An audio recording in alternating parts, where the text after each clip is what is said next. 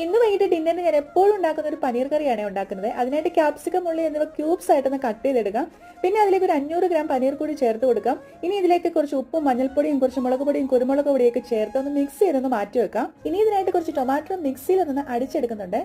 ഇനി ഒരു പാനിലേക്ക് കുറച്ച് ബട്ടറും സൺഫ്ലവർ ഓയിലും കൂടി ചേർത്ത് നേരത്തെ മാരിനേഷൻ ചെയ്ത് വെച്ച പനീർ ചേർത്ത് 2 മിനിറ്റ് ഒന്ന് ഇളക്കി നമുക്ക് മാറ്റി വെക്കാം.